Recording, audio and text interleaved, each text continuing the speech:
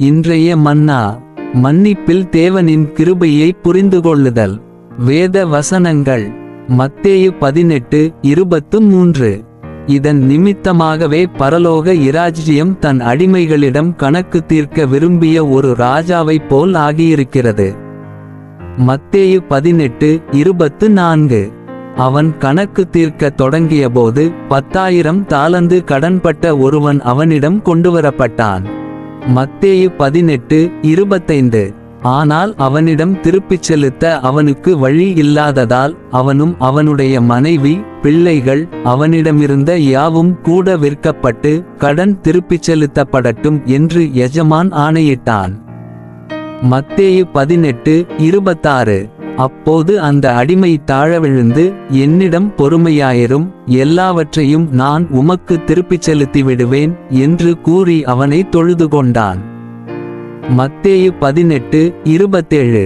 அந்த அடிமையின் எஜமான் மனதுருகி அவனை விடுதலை செய்து அந்த கடனை அவனுக்கு மன்னித்துவிட்டான். ஊழியத்தின் வார்த்தைகள்.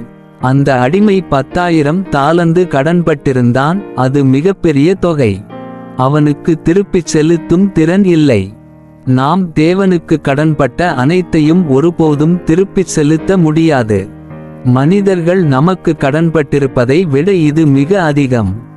தேவனுடைய பிள்ளை ஒருவர் தேவனுக்கு செலுத்த வேண்டிய கடனை நேர்த்தியாக மதிப்பீடு செய்யும்போது அவர் தனது சகோதரர் தனக்கு கொடுக்க வேண்டியதை தாராளமாக மன்னிப்பார்.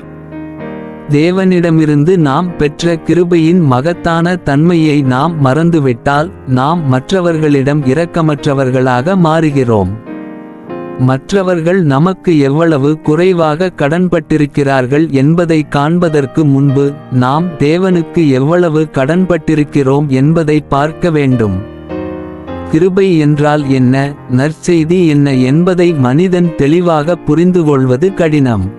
மனிதன் இன்று திருப்பிச் செலுத்த முடியாமல் போகலாம், ஆனால் ஒரு நாள் திருப்பிச் செலுத்த முடியும் என்று அடிக்கடி நினைக்கிறான். இன்று அவன் அதை செய்ய முடியாமல் போகலாம், ஆனால் ஒரு நாள் அதை செய்வான். இருப்பினும் இந்த வசனங்களில் தன்னிடம் இருந்த அனைத்தையும் விற்றாலும் திருப்பிச் செலுத்த போதுமான அளவு இல்லாத ஒரு அடிமையை பார்க்கிறோம். அவன், என்னிடம் பொறுமையாயிருங்கள், எல்லாவற்றையும் நான் உமக்கு திருப்பிச் செலுத்திவிடுவேன் என்று கூறினான். அவனது நோக்கம் நல்லது. அவன் தனது கடனை தவிர்க்க முயற்சிக்கவில்லை. அவன் தேவனிடம் அதிக நேரம் மட்டுமே கேட்டான். அவன் அனைத்தையும் திருப்பிச் செலுத்த விரும்பினான். கிருபையை பற்றிய அறிவு இல்லாதவர்களிடமிருந்து மட்டுமே அத்தகைய எண்ணம் வர முடியும். ஆமென்.